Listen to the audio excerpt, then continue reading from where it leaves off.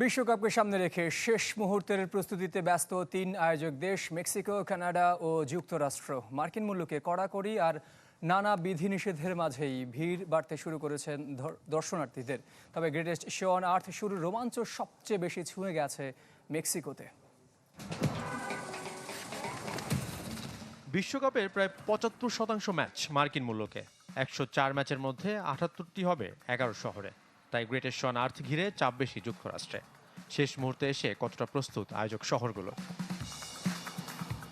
৩০ বছর পর নিজ দেশে বিশ্বকাপ উপভোগের অপেক্ষায় যুক্তরাষ্ট্র। তবে ভূ রাজনৈতিক উত্তেজনা, ভিসা বিধিনিষেধ নিয়ে ক্ষোভ আর টিকিটের চড়া মূল্য আলোচনার খোরাক। কিন্তু তবুও রোমাঞ্চিত ফুটবল সমর্থক থেকে শুরু করে ব্যবসায়ীরা। জমে উঠেছে হোটেল ব্যবসা, বিপণী বিতানগুলোতে ব্যাপক জনসমাগম। ক্যানসাস সিটি থেকে টরন্টো, নিরাপত্তা, পরিবহন ব্যবস্থা, ফ্যান জোন সবকিছুই প্রস্তুত। লক্ষ লক্ষ দর্শককে স্বাগত জানাতে শেষ সময়ের প্রস্তুতি সেরেছে শহরগুলো। বিশ্বকাপে কানাডার ৬ ম্যাচের আয়োজক টরন্টো শহর। দেশের বৃহত্তম শহরটি বৈচিত্র্যের উপর জোর দিয়েছে। বিশ্বকাপের জন্য প্রায় ৩ লাখ দর্শনার্থীর প্রত্যাশা করছে টরন্টো।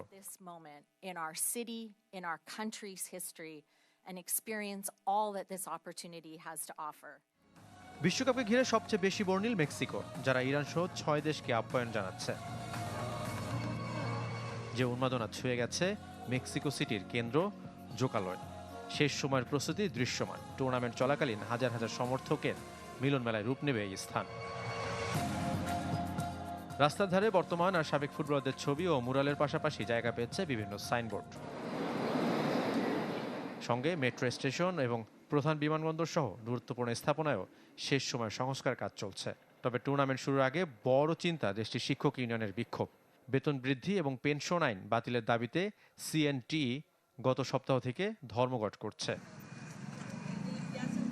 উদ্বোধনী ম্যাচের ভেন্যু স্তাদিও আজতেকার আশপাশের রাস্তা বন্ধ করে দেওয়ার হুমকি দিয়েছে। তবে তাদের দাবিকে উড়িয়ে দিয়েছে মেক্সিকো সরকার। উদ্বোধনী ম্যাচকে কেন্দ্র করে নিরাপত্তার চাদরে ঢেকে ফেলা হয়েছে দেশটির রাজধানী।